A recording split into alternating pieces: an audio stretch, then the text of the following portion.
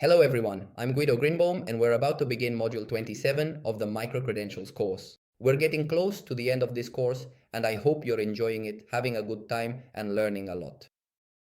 It's been 26 modules since we started this journey, a path that began with a simple question: how can a university implement real, verifiable and useful microcredentials? Today, after each module, each case, each reflection, that question has a clear answer and, most importantly, a concrete application. This module is not a traditional assessment. There are no grades, no exams, no corrections. The real assessment is the transformation you experience throughout the entire process. The change in perspective, the deep understanding that microcredentials are not just a digital document but a new way to recognize learning. I invite you to do a brief reflection exercise.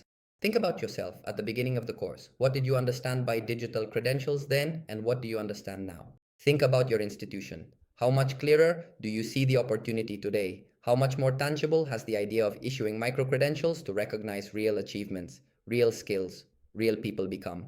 That is evolution. That is impact. The final assessment of the course has three levels. First, the conceptual. Can you explain what microcredentials are and how they work? Second, the practical. Were you able to design a complete microcredential with its criteria and metadata? And third, the institutional. Does your university already have a pilot plan or a clear idea of where to start? If the answer is yes, even if only partially, then this course is fulfilling its purpose. The microcredential you will receive for this course is not an empty symbol. Still, you'll have to request it from me, okay? After you finish the course, let me know and I'll send it to you. It is evidence. It acknowledges that you mastered the entire process, from academic design to institutional strategy. And furthermore, that you understood something much deeper, that issuing digital credentials is not a technical act but a cultural one.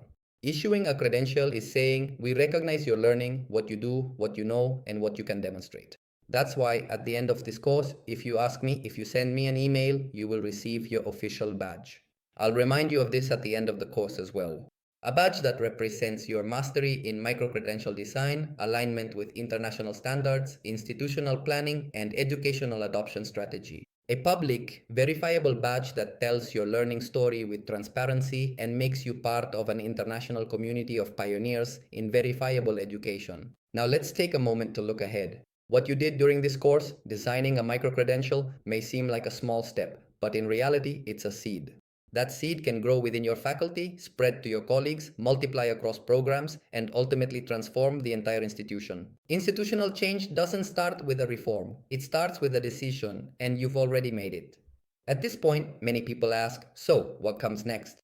Is it time to implement the pilot plan? To issue your university's first official microcredential? To measure its impact and communicate it? That action, issuing a real credential, is what separates institutions that learn from those that truly innovate. Innovation isn't about talking about the future, it's about building it. Throughout the course, we saw many examples: Melbourne, SUNY, Erasmus+, FEEW.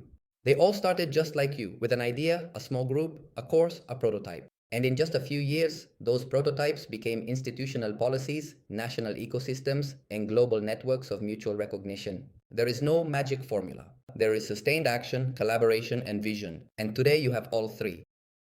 We also learned something fundamental. Microcredentials don't replace degrees, they complement them. They recognize all that invisible learning that used to be left out of the formal system. Soft skills, leadership, sustainability, creativity, communication. All those things that define a person and that companies value most can now be recognized, validated, and shared. And that is the true power of this movement. I want you to take a moment to think about the students at your institution, about what it will mean for them to receive a digital credential with real value, a credential they can share, display with pride, and that connects them to job, academic, and personal opportunities. That experience changes lives, and you, in your academic role, will be part of that transformation. I also want you to remember something important. This doesn't end here. The community we have built with this course will remain alive with new projects, case studies, workshops, exchanges, and collaborations. Every institution participating in this course is now part of a global ecosystem that is redefining how knowledge is measured and demonstrated. And you are one of the first to make it possible.